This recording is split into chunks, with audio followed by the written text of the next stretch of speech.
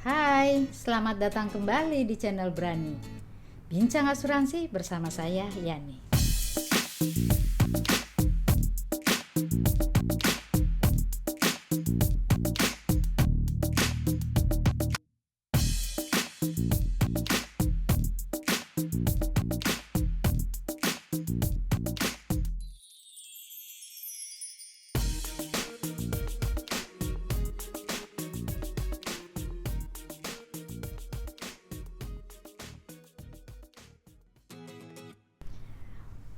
Kalau kamu seorang pencari nafkah, maka memiliki asuransi adalah ungkapan cinta kamu terhadap keluarga kamu. Untuk itu, melindungi penghasilan kamu melalui asuransi jiwa adalah keputusan logis dari keinginan emosional dan psikologi kamu. Agar keputusan logis yang sudah kamu ambil tidak menjadi keputusan emosional nantinya, maka ada 3 pertimbangan yang kamu harus lihat sebelum kamu membeli asuransi. Yang pertama adalah apakah program asuransi yang kamu beli itu sesuai dengan kebutuhan kamu. Yang kedua, apakah agen asuransi yang memberikan advice kepada kamu kredibel. Yang ketiga, apakah perusahaan asuransi di mana kamu membeli asuransi itu dikelola secara profesional dan secara benar. Episode kali ini kita akan membahas program asuransi yang menjadi pertimbangan pertama kamu. Kalau kamu sudah memahami bahwa kebutuhan prioritas kamu adalah melindungi penghasilan kamu, maka sebelum kamu melangkah pada kebutuhan-kebutuhan yang lain, misalnya untuk melindungi rumah kamu, melindungi mobil kamu, menyiapkan pendidikan untuk anak kamu, maka kamu harus tahu program asuransi seperti apa yang seharusnya kamu miliki. Saya mencatat ada 13 hal yang harus kamu pertimbangkan dalam memilih program asuransi. Pertimbangan pertama, usia. Apakah usia kamu memungkinkan kamu membayar biaya asuransi yang biaya asuransi sering dikenal sebagai premi di asuransi itu lebih kecil dengan perlindungan penghasilan yang kamu butuhkan. Contohnya, kalau kamu menginginkan perlindungan penghasilan 1 miliar dengan menggunakan program asuransi jenis term insurance atau asuransi berjangka, mungkin kamu hanya membayar biaya asuransi sebesar 300.000 hingga 400.000 setahun. Dibandingkan ketika kamu menggunakan program asuransi model dwiguna atau asuransi unit link. Pertimbangan kedua adalah masa perlindungan program asuransi yang kamu pilih. Kalau kamu sekarang berusia 30 tahun dan kamu ingin menikmati masa pensiun kamu pada usia 60 tahun, apakah program yang kamu pilih tadi itu bisa melindungi penghasilan kamu selama 30 tahun ke depan? Hal ini sangat penting mengingat kalau ternyata program yang kamu pilih hanya mampu melindungi kamu sampai usia 55 tahun dan ternyata kamu harus kembali ke sang pencipta pada usia 57 tahun, maka program yang kamu pilih tidak akan memberikan perlindungan penghasilan seperti yang kamu harapkan dan keluarga kamu harapkan. Kenapa? Karena masa perlindungannya telah selesai sementara resiko kematiannya baru terjadi. Yang ketiga, berapa maksimal penggantian penghasilan? Nah, saya mau garis bawahi penggantian penghasilan yang dimaksud di sini di dalam asuransi disebut sebagai uang pertanggungan. Berapa maksimal yang bisa diberikan kepada kamu? Mengingat inflasi akan menggerus penggantian penghasilan yang sudah kamu buat. Apakah ada fitur di dalam program asuransi yang kamu pilih tersebut yang bisa membuat penggantian penghasilan kamu meningkat atau tadi UP kamu meningkat seiring dengan peningkatan inflasi sehingga nilai penggantian penghasilan kamu tidak menjadi turun. Yang keempat, biaya asuransi. Tadi sudah saya katakan biaya asuransi di dalam asuransi disebut premi. Apakah premi yang kamu pilih itu bisa diubah, misalnya bisa dinaikkan atau bisa diturunkan. Hal ini penting mengingat penghasilan kamu bisa saja naik. Bisa juga bila kondisi buruk, penghasilan kamu bisa turun yang kemudian menyebabkan kamu kesulitan melakukan pembayaran biaya asuransi atau premi tadi. Selanjutnya, bagaimana menentukan metode pembayaran? Pada dasarnya, perusahaan asuransi menentukan metode pembayarannya adalah tahunan. Tetapi menyesuaikan kondisi nasabah atau kondisi kamu, maka perusahaan asuransi lalu membuat kebijakan untuk melakukan metode pembayaran bisa bulanan, 3 bulanan, 6 bulanan. Hal ini penting untuk memudahkan pembayaran biaya asuransi disesuaikan dengan penerimaan penghasilan kamu. Kalau kamu misalnya seorang karyawan, kamu akan menerima gaji secara bulanan. Maka sebaiknya kamu akan memilih pembayaran premi secara bulanan. Sementara kalau kamu seorang wira swasta, maka penghasilan wira swasta biasanya diterima tidak bulanan, mungkin 3 bulanan, mungkin setahunan. Supaya aman, kamu memilih metode pembayaran tahunan. Atau kamu bisa memanfaatkan kartu kredit untuk membayar biaya asuransi agar kekhawatiran asuransi kamu kemudian bermasalah karena mungkin kamu kelupaan atau nggak ada yang bisa didebet, atau tadi kalau kamu seorang karyawan tadi penghasilan kamu tahunan atau 6 bulanan, dengan menggunakan kartu kredit ketika kamu melakukan pembayaran bulanan itu bisa teratasi. Masih dengan pembayaran premi, kamu juga harus memperhatikan kalau kamu melakukan pembayaran menyicil tadi misalnya dengan bulanan, 3 bulanan atau 6 bulanan, apakah perusahaan asuransi mengenakan bunga atas cicilan tersebut? Karena beberapa perusahaan asuransi melakukan itu. Misalnya, kalau pembayaran premi kamu lakukan tahunan, kamu membayar misalnya 12 juta dalam setahun, maka seharusnya kalau kamu menyicil secara bulanan, kamu membayar berarti 12 juta bagi 12, kamu hanya membayar 1 juta per bulan. Tetapi bisa jadi 1 juta itu kemudian ditambahkan dengan bunga atau kalau dalam asuransi disebut loading. Jadi bisa ditambahkan, misalnya kamu akhirnya harus membayar 1.050.000. Itu yang harus kamu perhatikan juga. Yang kelima, fasilitas reinstatement atau pemulihan. Apakah program yang kamu punya ada manfaat atau fasilitas pemulihan polis? Misalnya ketika kamu tidak membayar premi karena kondisi sesuatu hal yang terjadi pada kamu, kemudian program asuransi kamu berhenti dan suatu ketika pada kondisi tertentu kondisi ekonomi kamu mulai membaik, apakah program asuransi yang kamu punya itu bisa dipulihkan kembali atau bisa aktif kembali dan memberikan manfaat penggantian penghasilan seperti tujuan asuransi yang kamu inginkan. Sekarang yang keenam, pertimbangan yang keenam adalah masa leluasa. Ini juga berkaitan dengan pembayaran premi atau pembayaran biaya asuransi.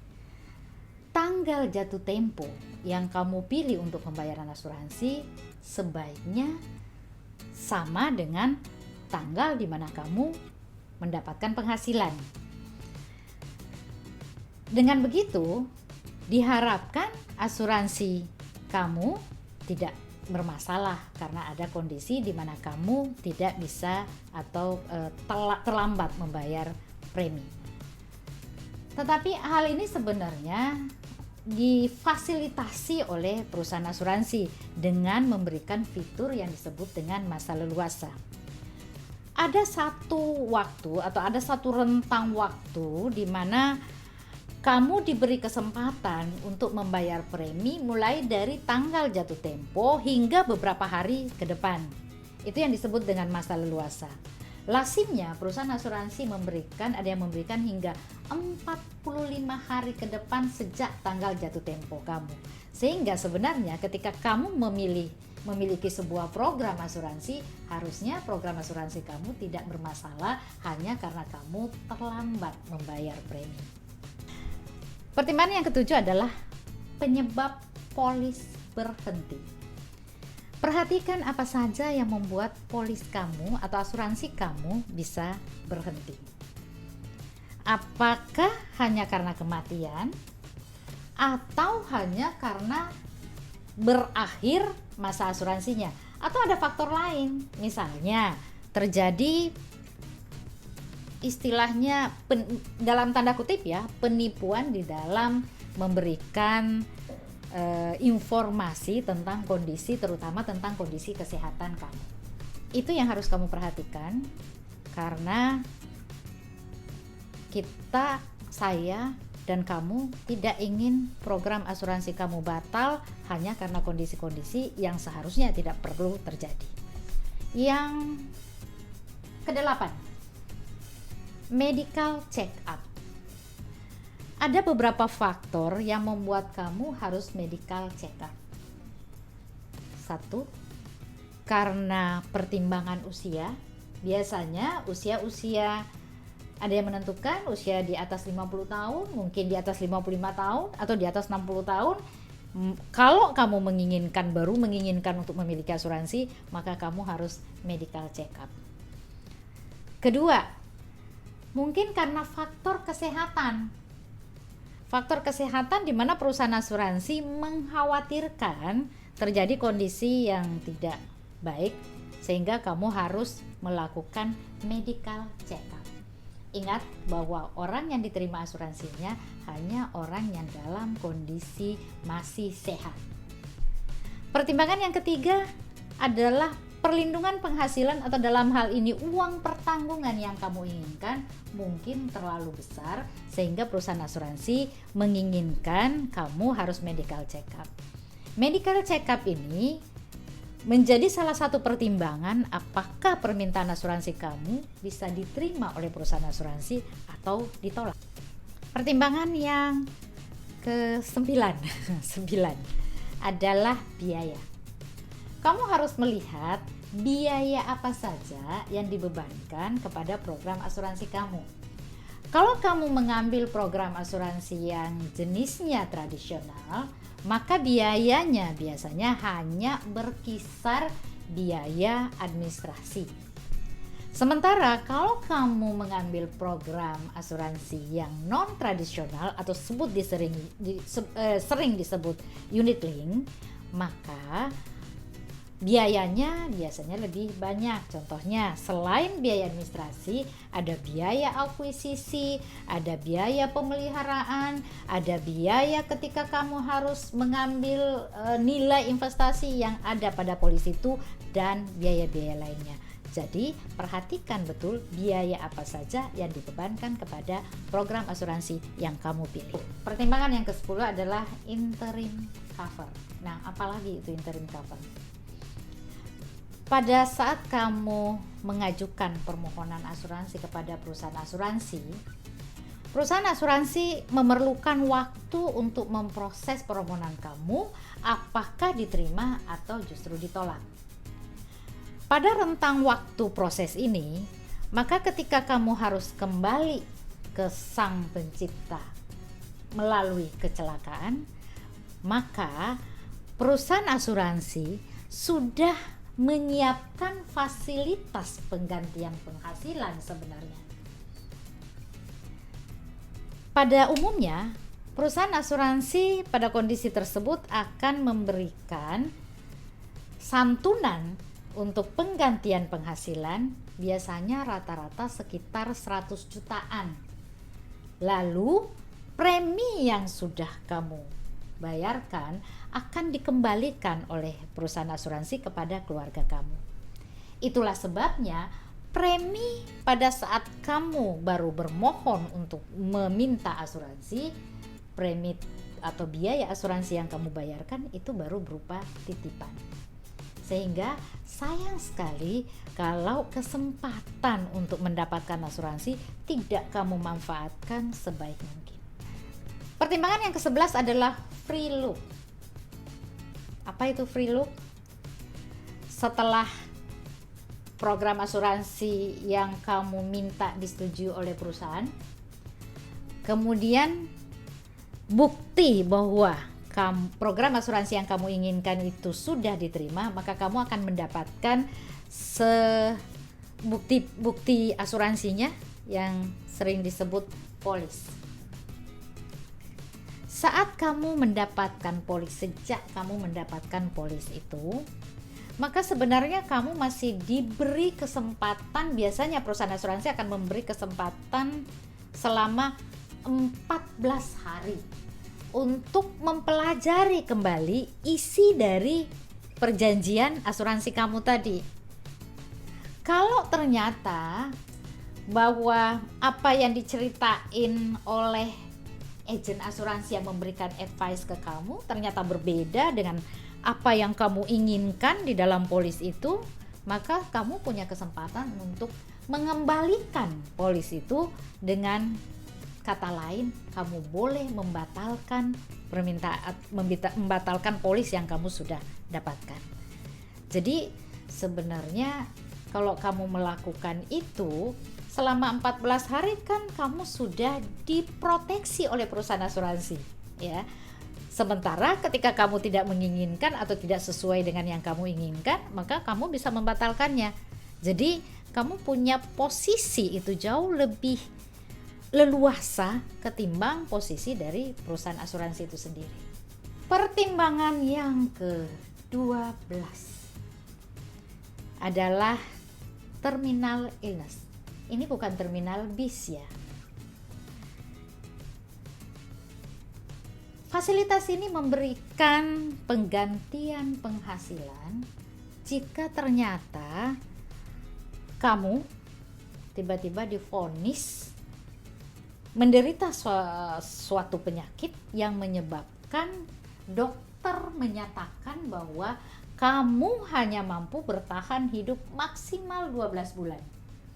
Pada kondisi itu, maka perusahaan asuransi akan membayarkan 50% dari penggantian penghasilan yang kamu sudah mintakan atau yang kamu sudah miliki.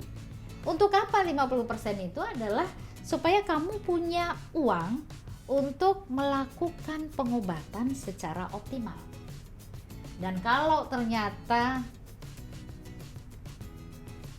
kamu harus kembali kepada Sang Pencipta, maka 50% sisa penggantian penghasilan kamu itu akan dibayarkan kepada keluarga kamu. Yang ke-13 atau yang terakhir adalah pengecualian. Hal ini perlu kamu perhatikan secara seksama, karena ini bisa menjadikan program asuransi yang sudah kamu buat dengan baik bisa kemudian menjadi sia-sia, alias keluarga kamu tidak mendapatkan manfaat penggantian penghasilan jika kamu harus kembali ke Sang Pencipta. Kondisi yang menjadikan hal ini, yang pertama, karena kemungkinannya ada meninggalnya karena tindakan bunuh diri. Meskipun perusahaan asuransi membatasi itu. Misalnya ada perusahaan asuransi yang hanya memberikan batasan maksimal setahun. Setelah itu tahun berikutnya kalau kamu mau bunuh diri silakan aja, dan perusahaan asuransi akan membayar penggantian penghasilan kamu. Yang kedua, kalau kamu meninggal karena hukuman mati yang dilakukan oleh pengadilan karena kejahatan yang sudah kamu lakukan, itu membuat seluruh manfaat asuransi kamu tidak diterbayarkan. Yang ketiga adalah orang-orang yang punya kepentingan di dalam program asuransi yang kamu punya. Misalnya ahli waris kamu melakukan sesuatu yang membuat kamu sebagai tertanggung atau sebagai pencari nafkah tadi harus kembali kepada Sang Pencipta.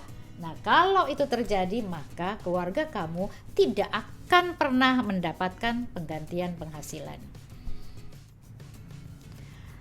Kalau kamu memahami minimal 13 pertimbangan di dalam memilih program asuransi, maka keputusan logis yang sudah kamu lakukan tidak akan mungkin berubah menjadi tindakan emosional. Misalnya, kamu harus menghentikan program asuransi kamu hanya karena mendengar ada masalah asuransi di luar sana. Kamu juga bisa melihat bahwa betapa perusahaan asuransi sangat memberikan keleluasaan sehingga asuransi kamu tetap memberikan manfaat sesuai dengan tujuan pembelian asuransi. Oke, simplify your life with life insurance. Sampai jumpa.